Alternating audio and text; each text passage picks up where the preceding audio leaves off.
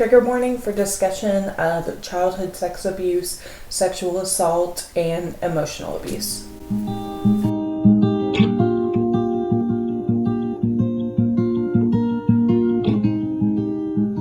Good morning. Good morning. I guess it's morning. I'm Emily. And I'm Charlotte. And this is the first episode of the podcast. And I'm super excited.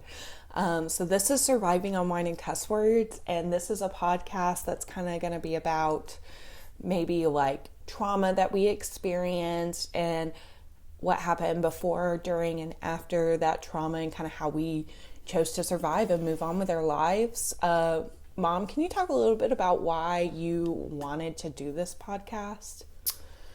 The first answer I will give is, it'll come out, of course, during the progression of this podcast, my experience on my side. The reason, though, the basic reason is, when I was going through as a non-offending parent what I went through, the one thing I wanted more than anything in the world was someone else to say, I know exactly what you mean, because they'd been there, and that's something I did not have. So I know I was not the only one in the world, but I felt completely alone and lost, and how to navigate everything that you went through, the family went through, we went through, without a outline, without instruction. That Right. was very complicated. So I wanted to do it so that if there were other non-offending parents looking for support, here it is. So a little bit of background is that I was sexually abused as a child between the ages of 9 and 16. My parents were divorced, and I actually disclosed that information to my mom when I was about 16 years old. And so this is kind of our journey of like learning kind of just how to recover from that. And so she's obviously, like she said, the non-offending parent, and there's a lot to that, as well as being anybody who's been abused in any way. And it's taken a long time to get just to this point. So that's something else of note, that it doesn't happen overnight. It's not, you can't snap your fingers or take a magic pill or anything like that. It takes time to work through it and survive. Right. And so as we kind of go through this podcast, we're going to kind of be talking about the stages of what we went through as we started our healing journey. One thing I did want to point out is that one book we'll be using as a reference is The Courage to Heal by Elaine Bass and Laura Davis. This is a great resource for anyone who's experienced childhood sexual assault. It really just talks about each stage, and we'll use this kind of as a guide as we go through and talk about our own stages. So the first thing I wanted to talk about is the emergency stage.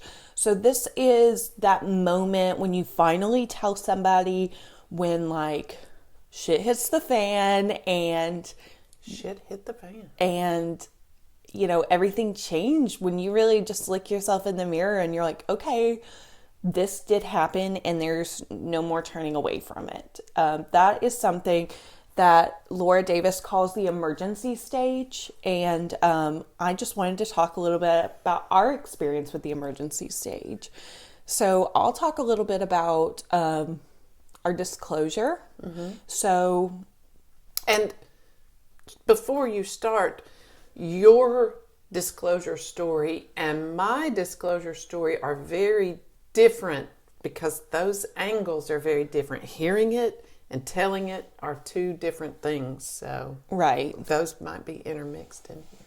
So basically, one day I just decided it was time to sit down and tell my mom that I had been experiencing all this abuse. The abuser was my father, and my dad was picking me up to go to his house for the weekend. And it was actually going to be for the whole week. For the week. And I just couldn't do it. And just something in me was like, I just have to tell somebody. I just have to tell my mom today. Even when you made that decision, though, it took a lot of encouragement to get you to say it. Right. You know, it took an hour sitting on the couch crying, what is wrong? No, I'll just tell you when you get back. I'll just tell you when you get back. No, it took a little bit of prying to get that out. Even after you have made a decision, it's time to disclose. Yeah, I mean, because from the point of view of someone who experienced that abuse, when you tell somebody, that's like the point of no return, right? Like, there's no going back. You're real. It's real. When you tell somebody something like that, you know, my dad's been abusing me for years, that's not made up. Mm-mm. You know, that didn't come from nowhere, especially when it takes a while to like muster up the words to say it.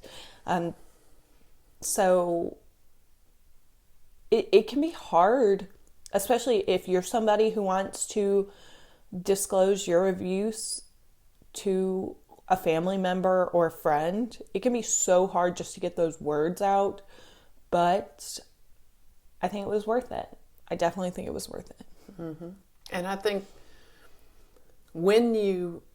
from my point of view, the biggest advice I could offer anyone who hears those words, I've been abused, I'm being abused, is don't ask any questions. They've told you what they need to tell you. They've told you what they need to get out. That's all they need at that point, is someone to hear it, someone to believe it, and someone to help them go forward. Just no more questions. That's all you need. That's all you need. I've been abused. Right. That's it. Yeah, and I feel like it can be really tempting to want to pry, to want to ask mm-hmm. questions, to want to know those details. But if somebody just needs to tell you, like, I need support, like, you don't always have to go prying for those details. It can be really tempting, but at the end of the day, you need to understand that they're going to tell you what they need to tell you at that time. You just have to trust that. You can't go into, I mean, everybody's going to be shocked in their own way, but the first thing, if I turned around and said, what do you mean? How did that happen? You know? Right. When did that happen? What happened? That's not what needs to happen. When someone takes the opportunity to disclose, that's all they need to say. Right. It happened. The puppy just came in the room. Oh, I bet. Sit down, sweetheart, or we're going to lock you out of here. So, Mom, can you talk a little bit about your experience on that day that I told you I was being abused? Like, what did that look like from your point of view? Do you remember that day very well? Oh, gosh. Yes, I remember it. I remember, like I said earlier, sitting on the couch and you having to say something, but keeping on telling me, you'll just tell me when I get back from Los Angeles. You'll just tell me. I'll just tell you when you get back. Knowing it was an extremely emotional thing that you were trying to tell me because you were crying. And I'm not going to leave on a plane for Los Angeles the next day when I don't understand what's going on with you. So I kept pushing, and I thought to myself, this is too emotional not to be something real. This is not somebody who failed their math test and is scared to tell me. So I sat there thinking, with these emotions, the thought went through my mind, she's either pregnant or she has suffered some sort of abuse. And I found myself hoping you were pregnant, that we can deal with that. That's something that I could draw from experience. There are other people who have been pregnant young. No big deal. Right. But when you finally said it, I actually don't think, if I remember correctly, I don't think you said it. I think I said, have you been abused? And I think you just nodded your head because you were still crying. And I asked if it was your dad, and you nodded your head. And that's all I needed to hear. But at that point, I hugged. Everything's going to be okay. You say everything's going to be okay. That's all I need to hear. I excused myself. I'll be right back. And I stepped out front of the house and I threw up. I was in shock. Again, not knowing what to do because there is no outline for it. Came back in a couple of times just to make sure you were okay, and made one phone call to my mom, your grandma, Nanny. We would refer to her as Nanny. This is what I just found out. What the fuck? What do I do? How do I keep from getting in the car and going to commit a murder? And she was calm, because she always is. Nanny's very level-headed. Mm-hmm. Call the police. So I made the call to the police. They said they were going to send a sheriff out to take a statement. And I said, okay. Went back inside and sat with you while you cried. No questions. No questions, because you had already told me the only thing that I needed to move forward. Right. Exactly. That's it. Then, I did at that point go in and tell your brother, because he was in his room, you guys won't be going to your dad's, because I wasn't sure how to speak to why at that point. You won't be going to your dad's. Why? That's what he said. Why? Yeah. Just trust me. You're not going. And then came out with you, because at that point that was my And I think main there's something concern. really interesting here too, is the context of my father being emotionally manipulative. Mm-hmm. So there's the context of you being the enemy. Oh yeah. So yeah, so Alex's reaction of why would you keep me from him? That kind of thing is very interesting in that moment as well. Right. Yeah. And of course we'll get into it in future, but that was the place of fun. That was the place of, you can put your headphones and stick your head in a video game all week long and nobody's going to say anything to you. Right. You're not going to have to, I don't care if you do your homework, or I don't care if you shower. That was the... Yeah. I've got journals documenting how Alex would come home 3 days later in the same clothes he left in. Right. Never taking a shower. It's just, it was the place where nothing was enforced. And of course, in later episodes, we will get into whys and hows and how that was very manipulative. But yeah, I was the enemy. I was the enemy in his eyes when I came in and said, you're not going to your dad's like you're supposed to be going to your dad's. Right. And, in your head, you're just dealing with something that is just unfathomable for a lot of parents and a lot of adults. I mean, you think about teachers that are mandated reporters, healthcare workers that are mandated reporters, and a lot of people, they don't want to be, they don't want that help yet.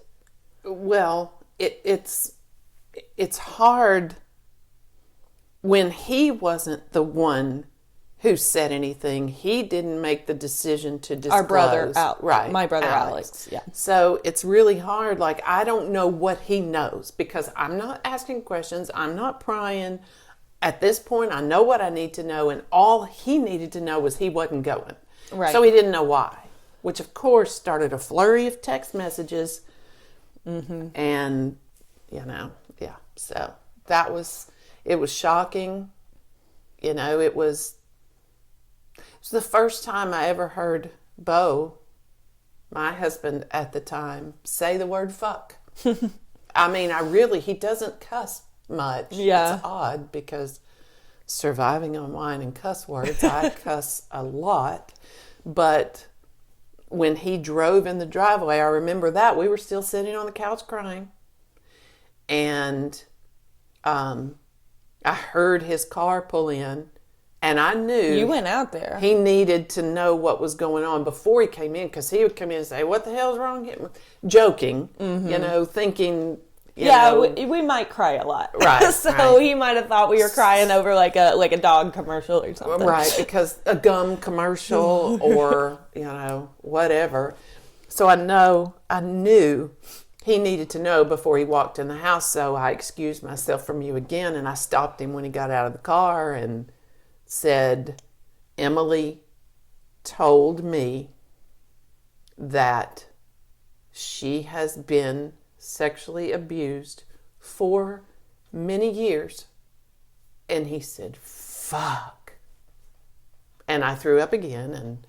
And so anyway, it was a strange day. And in that moment when you're watching all these people like get so upset on your behalf, it's like you're not even thinking about yourself. You're like, oh my God, look at all this chaos that I caused. And by telling people this, all these people who are upset, who were perfectly fine before, I should have just kept it to myself, and all these thoughts are running through your mind. I'm not saying that's right. But these are normal thoughts to have. Absolutely. That's what I was going to say. What did it look like for you? Because that's something that I never asked or never really thought about when I would excuse myself and go outside and leave you alone, even though it might be just for 5 minutes.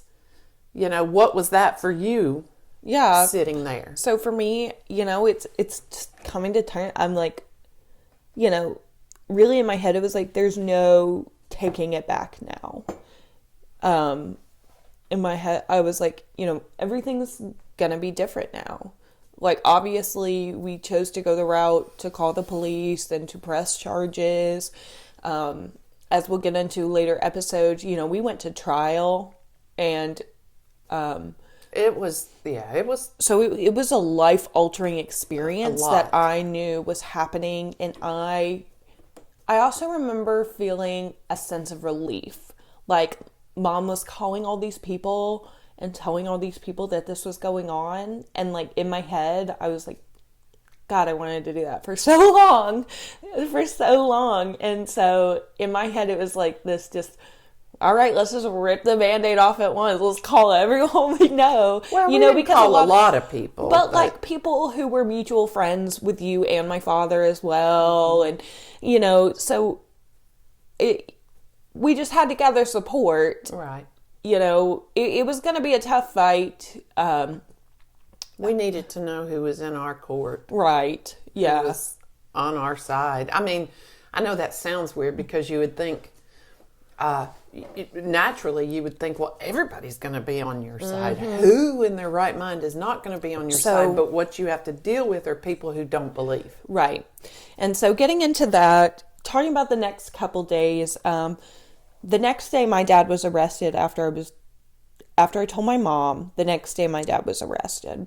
And so I'm thinking, fuck, my parents are divorced. Half my shit's at my dad's house. Mm-hmm. So I gotta go get my stuff. My dad at the time has 2 sisters living with him. So 2 of my aunts are living over there, and a lot of his family is living over there. And obviously, he's been arrested. He's made a huge deal. He's left everybody all these notes about how, he's never going to see them again. And this was just a real turning point for me, and I'll never forget this. my dad's sister, we were in my dad's bedroom and I was just looking to collect things, my stuff. And she looked at me and she was crying and she was looking around at the house and she was like, oh, he built all this, or, he worked so hard for all this. And she looked me in the eyes and said, I just don't understand why you couldn't keep it in the family. Like, why you wouldn't just talk to me about it instead of calling the cops. And in that moment, I'm 16 years old. I've never cut family out of my life. I've never cut somebody out of my life who said, I love you. I've always trusted adults, as most children do. And so someone who's supposed to be your aunt, someone who's supposed to love you, protect you. Yeah. And then for her to say that, I was like, okay, I get that this is your brother who is in jail now, but I'm a child and I needed help. And I feel like that should be the priority. Absolutely. And something that's so scary in the emergency stage is burning a lot of those bridges, especially if your abuser is well loved. Luckily, my father was not, but if your abuser is like a cult leader, right? And we'll get into that, but if you've got somebody who is adored, I mean, you think about people who disclose sexual abuse against celebrities. I mean, you think about someone who's adored, that's so much more of a tough fight because you're going, oh, well, I just couldn't see them doing that. Right. And luckily, I wasn't against that, but more just like, why'd you have to tell? Kind of, that was the, why'd you have to tell? We could have dealt with this. Yeah, we could have done something. And I'd never cut people out of my life, but that year when I was 16 years old, I cut my entire dad's side of the family out of my life. People I had grown up with, really, and never spoke to them again because I was like, if you're not on my side, I don't need you right now. I need only people who are absolutely 100% rooting for me, or I am not going to survive. Right. And cutting people out was not a hard part for me. The hard part for me was the chaos in my mind when I was trying to go down the list and figure out who was on our team. And all of a sudden, it just became a, fuck it, I don't give a shit. I'm going to take Alex, brother. I'm going to take Emily, sister. And it's just going to be the three of us. I mean, even Bo, even my husband at that time. Like, I don't give a shit. We're starting from ground zero because I don't have the mental capacity to figure out who's in our circle. So I know who I know are my two children who I birthed and me. And that's it. That was it. That's where we started. So I didn't take this wide circle and make it smaller. I went bam, and then let's figure out who's on our team. Right. Like, I want to leave this. I just want the three of us to go somewhere where no one can touch you. And see, very interestingly, I had the very opposite reaction. In my head, I'm like, I can't lose anybody else. I just lost my dad. I don't want to lose anybody else. I don't want anything to be different. And so in my head, I'm just like grasping. I was reaching out to friends that I hadn't talked to in years just to have somebody to hang out with because I was like, I've got to build this support. In my head, I'm like, I've got to build this team that is behind me and people that love me. And, that summer. And in my head, I was like, everybody stay the fuck away. Exactly. I can take care of her now. I know what's going on. Which, I mean, that just triggered me in that whole, I can take care of her now, like I should have known. But at that point, I know now, and I don't want anybody near her. Stop. Just go away. Go away. So we were opposite there. We were unknowingly, because, I mean, we're talking the first 24 hours. Right. You trying to gain this posse Yeah. And the support and me trying to everybody stay the fuck away. Oh, because I know. I can't trust anybody. You got on my Facebook and started blocking people from my Facebook account that are still blocked to this day. Anybody who like knew my dad, you're a block. That's it. You're out. Go. So moving on, something that's kind of unique about our case was that it was covered by our local news. So can you talk a little bit about what that was like to turn on the evening news and see your ex-husband, the father of your child, on the news, and and then that's when everyone started calling us. They're like, "Oh shit, I know that dude." Well, the fact that it was a minor involved, they didn't give the name. They didn't give my name. Yeah, the victim. So all they gave was the mugshot and his name. So, of course, everybody that knew us, we hadn't told people yet because we did run away the next day. We had to take, I did not leave for Los Angeles, obviously, but Bo still had to go. So we drove to Atlanta. The next morning, I got the call from the detective saying they'd taken him into custody. Okay, it's good. Go ahead. I mean, I remember we were just trying to not be normal because driving to Atlanta and going to Dave & Buster's was not normal, right. But do something just fun, trying to do something to get distracting. everybody's mind off of it. So we drove to Atlanta the next day, and I remember the detective calling me to tell me they had set bond at $500,000 or whatever. Oh, okay, so he's not getting out. Lots of phone calls came in while I was trying to play games with you guys at Dave & Buster's.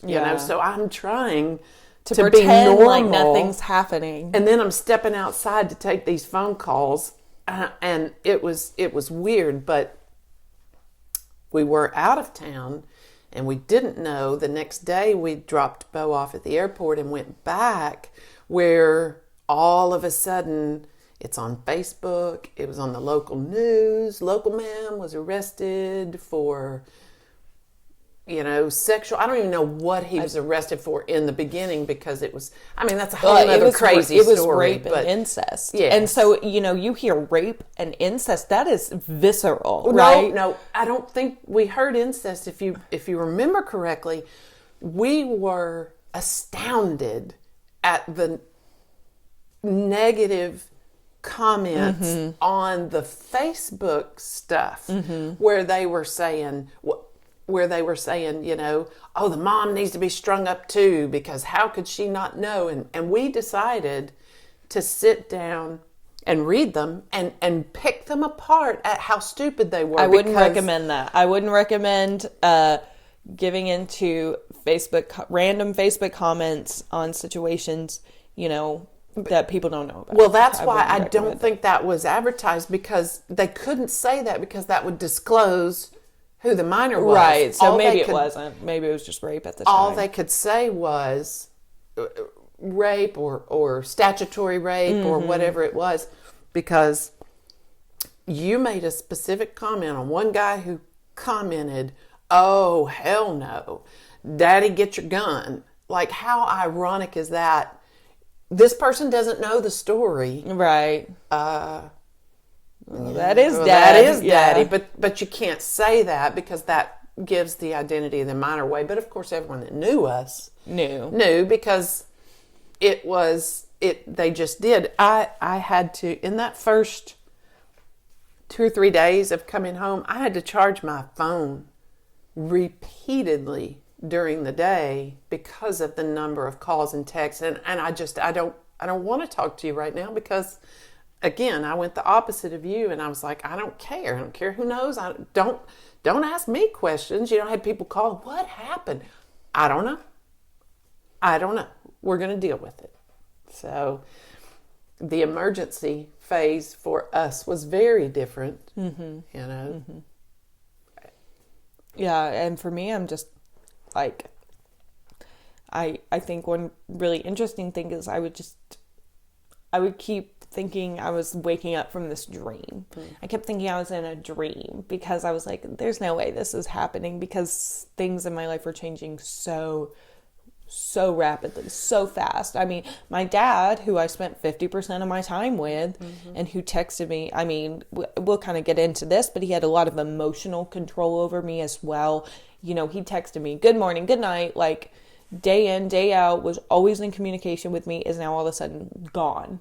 And I'm finding myself looking around, and I'm like, well, what parts are me and what parts are him? And I'm 16 years old trying to be like, do I really like that? Or did my dad tell me I like that? You know, because he had a lot of control over me. Obviously. Very manipulative. Yeah. So,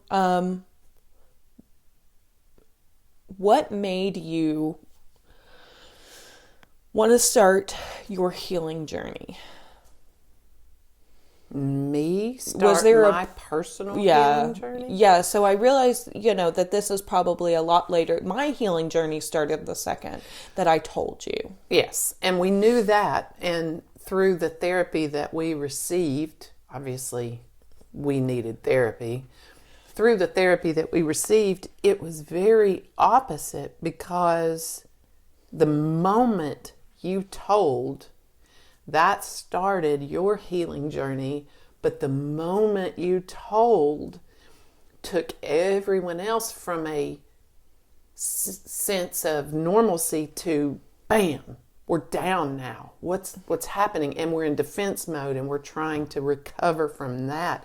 So we went very opposite. You went from, I'm in defense mode all the time, I don't like what's happening, I'm going to tell somebody, and relief. Right. And we had to pull ourselves up to get with you at that point. The day that happened, your healing started, and our Trauma started because we learned. Yeah. You know, so it's very opposite. Of course, you know, we weren't the ones that went through anything either, but understanding that not only did we have to pull ourselves up from where we found ourselves after your disclosure, we also learned you have relief, but you were going to have to go back down too, because part of your healing was going to be understanding it was wrong. Right. At this point, you're still so I'm brainwashed still and manipulated. Feeling bad. Like, part of me felt so bad to turn him in. I had to convince myself, and I thought about this the other day. What's so funny is, in my head, I convinced myself that him going to jail would be good for him. I was like, because he hated his life so much. He always talked about how much he hated his life, and he hated his job, and he hated everything, right? And so I was like, in my head, I like convinced myself. I was like, you know, well, maybe jail would be good. Whatever it's a change in routine. Like, I literally had to convince myself that it would be a positive thing for him to turn him in. Whatever it takes. Right. So because he went to jail May 9th, 2015, and he hasn't set foot out since. Right. So, I mean, I don't care if he changes positively. All I care is that he never comes near us again. Right.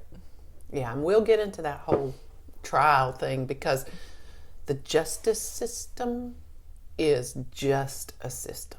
Right. Yeah, we'll get into all that too. But the disclosure, May 8th, 2015.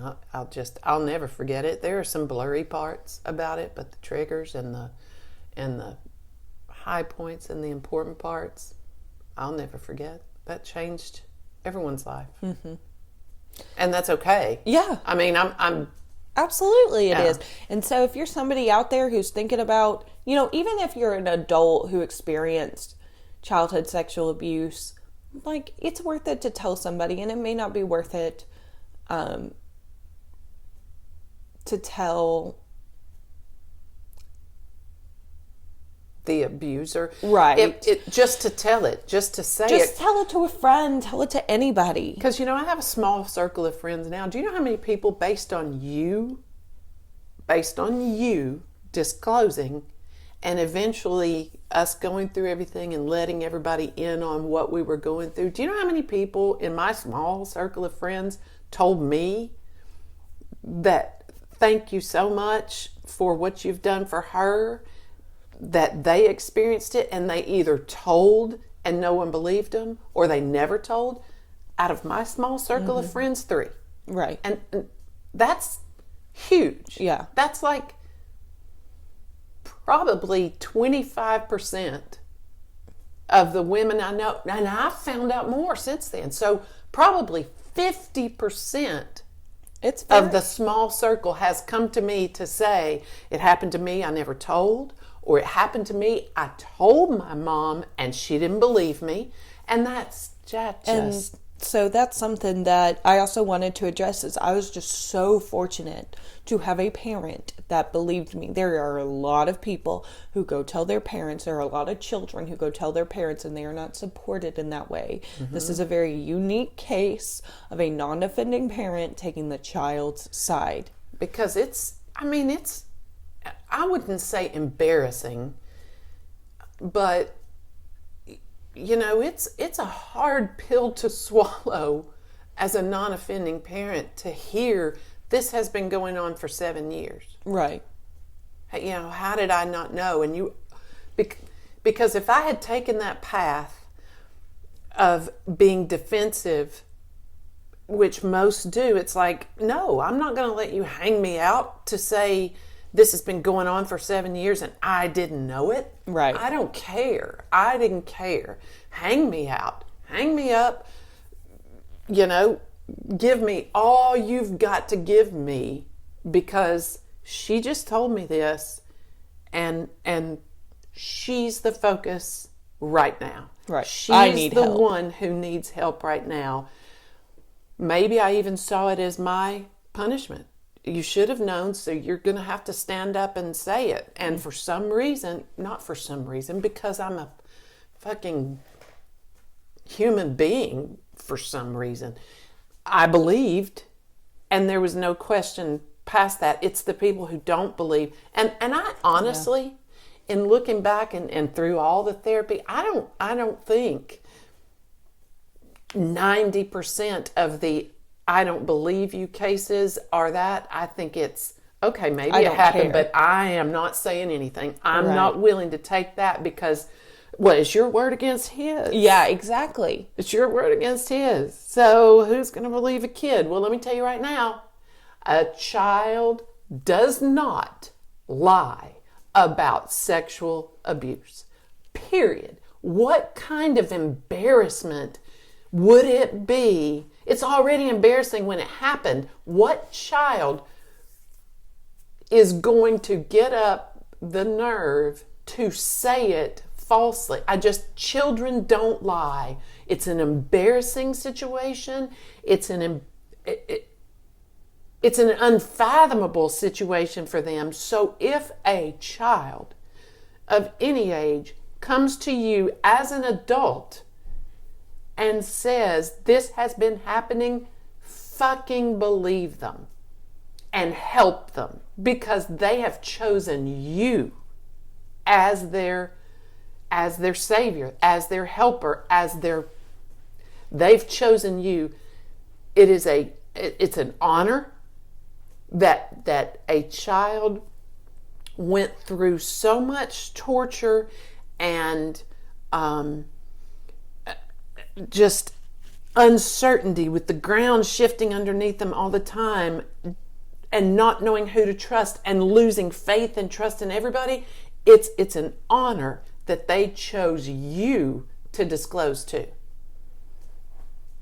They chose you because you stood out among all the chaos in their brain as a person who would help them. So fucking help them. You don't even have to take the responsibility on yourself. Take them to an advocacy center. Take them to the police. And if so be it, okay, let someone else take it from that point, but take the step to help them. To report. Yes. I mean, that's mandatory in most states anyway. It's if not all of mandatory them. in Tennessee. It's All mandatory here. adults. And we started down this trial. I wanted the people that I even thought had an idea of this on trial too. But, I was told that would probably be a really hard path. And let's just focus on this path because I was mad. I was mad at myself. I was mad. The emergency phase is different for everybody. The main thing in here is no reaction as the survivor, as the victim, as the person disclosing. No reaction is wrong. They're going to feel different feels at different times. Right. And so what I really wanted to kind of get into was a little bit of the advice that Laura Davis had for people going through the emergency stage. She has a really good list in here of like things that you can do. So one thing she says is just know that you're not going crazy. This is a very chaotic time in your life. Find supporters that we kind of talked about. Seek out skilled professionals. We went to a children's advocacy center because I was under 18 at the time. They're the ones who did my forensic interview, as well as my physical. Sorry. UPS truck or something. As well as my physical examination. They also arranged for me to see a therapist there, and I followed through. There will be so much more in future episodes for Children's Advocacy Center. I've said it many times on social media. I've said it many times in the public. We couldn't have done it without them because I didn't know what to do. I made the first phone call and then we get the help just like this suggests, and they took us through everything. So there'll be more to come on that for certain. So she also talks about dropping what isn't essential in your life. So just focusing on doing things that nourish you, that are important to you. If you are helping to plan your third cousin's wedding, just drop it. It's just not that important if you are in this emergency state and you are fighting to survive. Something else that's important to know, which is funny because our podcast is called Surviving on Wine and Cuss Words, is just to be careful to watch your alcohol and drug intake during this time. It can be very tempting to numb yourself, but just know that no matter how panicked you feel, like, you will come out on the other side. Like, everybody is different, and you'll come out on the other side. And another note on that is don't hurt or kill yourself. No. It's not worth it, and it will be over. You will get to this other side and you will think, it'll be just so exciting.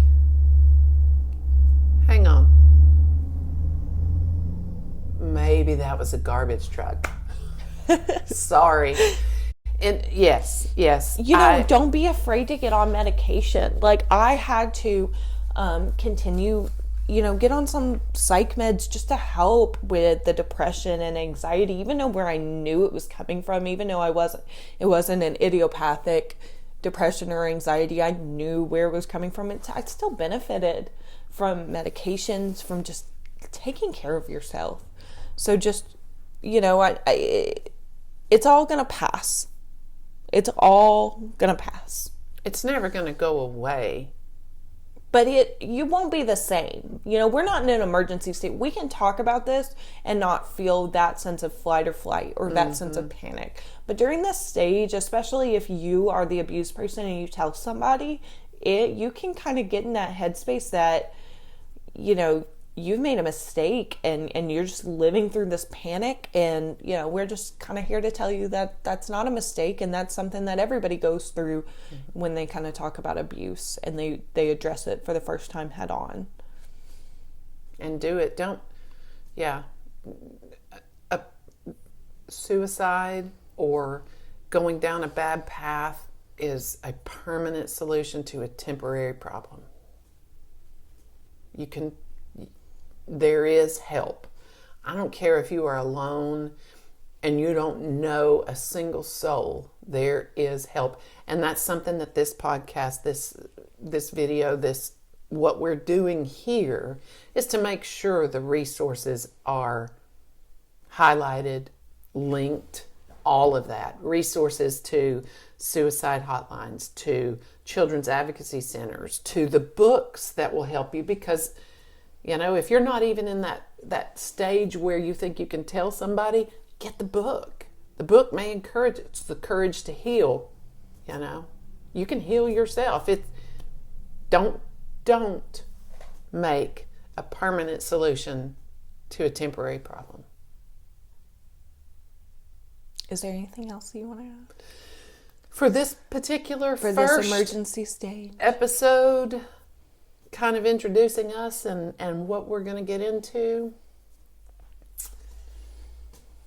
the only thing I would probably add is, through all of this, the bravest and most heroic person I know or will ever meet is Emily, because it takes courage to do what she did. It takes courage to do what anyone does, much less a child, to start this stone rolling down a hill or snowball, because it gets bigger, but it will melt eventually. Right. It takes courage. So I don't know anyone as brave. I don't know anyone as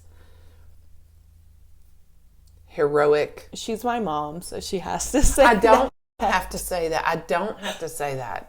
Some people can stand back. People at work, there's people at work that check in with me a lot. The few people that know what happened and might take me to the side and say, "How you doing?" Mm-hmm. And during all this, there was one boss in particular that would take me to this, and anytime he would say, "Can I talk to you?" I would immediately start crying, because I know what he's going to ask. And how are you doing? Don't ask me that. Yeah, don't. But he said one day, "I don't know how you're doing it. I don't know how you're doing it. You're working and you're doing this and you going to court and mm-hmm. I'm doing it because I have to. I'm not doing it well. I'm doing it because I have to, and I'm learning as I go." And that's what we want this for. That's what we want this out there for. From my point of view, other non-offending parents and adults to know there is hope on the other side, and to have an advocate to reach out to, because you can reach out to us. We have ways that you can reach out to us. If you have any comments, questions, or concerns about the podcast, please email us at survivingonwineandcusswords@gmail.com. That's right. If you have a story that you want to share with us, we would love to start kind of sharing stories as we get done with sharing ours, obviously. Or any questions. Or something you want us to talk about. Because we kind of started in the middle of this tragedy. The disclosure was the middle. We'll be going back to what happened. Mm-hmm. We'll be going forward to where we are now, where Emily has 2 bachelor's degrees. She's a nurse. She's got a degree in biochemical molecular engineering. She's got a nursing degree. So that's hope. Yeah. I mean, she went through all that, and here she is, a successful, productive member of society. That happened. So, yeah. I think for the first one, I think we've covered a lot. All right. Well, it was lovely talking to you guys. Yes, I hope we see you on the next episode. Mom, do you have something to say to all those beautiful people who don't have moms out there? Oh my gosh. Email me. Tell me. I will get you started. I will help you. I will believe you. I want every child who is not believed to email me, and you will be heard. You will be believed, and you will be helped. 100%. There's not one that wouldn't be. She's a wonderful advocate. So, like we said, just give us an email, and thank you for being here. Thank you, guys. All right. We'll see you soon.